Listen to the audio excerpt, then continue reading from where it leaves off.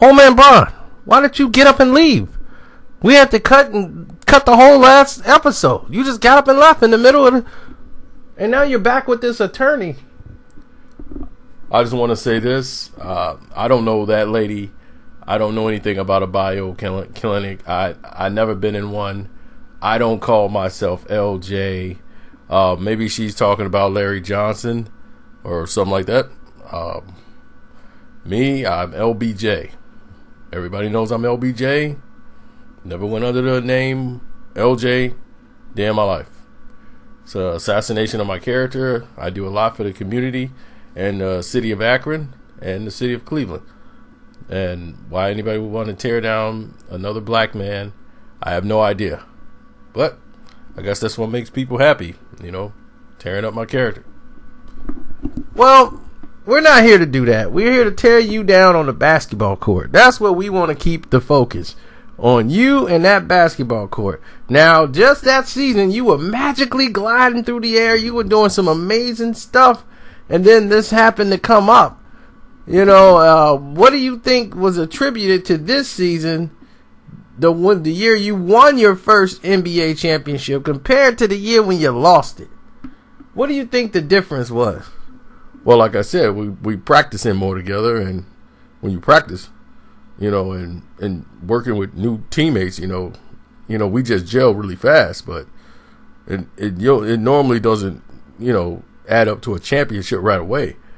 It took time for us to get our rhythm, and we play in 48 minutes every game, and it's going to be what it's going to be. But I got a training facility, multi-million-dollar training facility. I make sure I'm in peak condition for the game every time.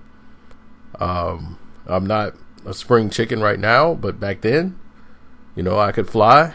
I can do some things. I was much younger, so I was, my body was still able to do some things. I had the body of a 36-year-old at that time, and I aged like dog years. Like every 7 years, every year is like another 7 on my body.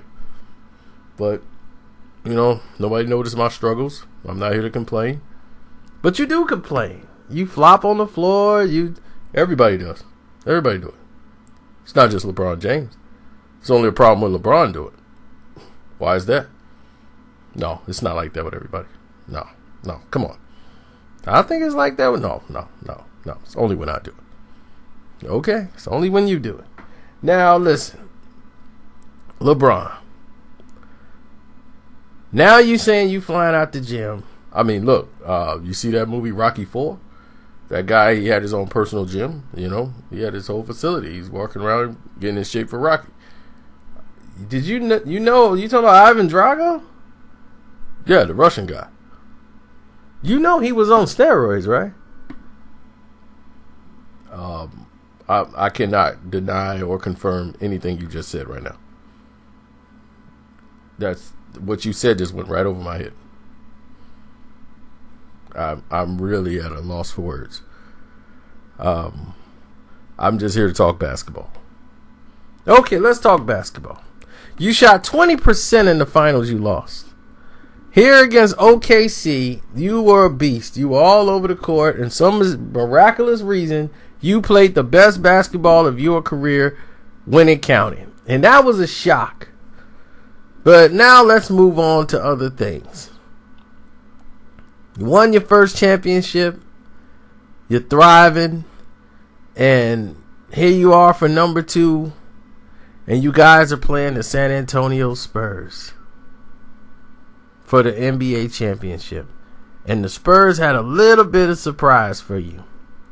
You didn't know this guy named Kawhi Leonard.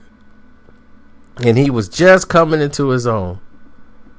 And he was balling with you guys. He was balling you guys out. And you couldn't buy a shot in the fourth quarter again. And if it wasn't for, you made some crucial turnovers right in the clutch. And if it wasn't for Ray Allen, you wouldn't have 2 rings. Kawhi hits 1 free throw you lose. Well, the game's, it's a game of what ifs. That's the NBA.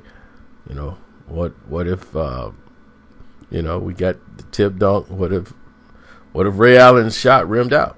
It is what it is. And that's that. But I'm gonna take a bathroom break and talk with my lawyer, and we'll be back. It's Old Man Bron.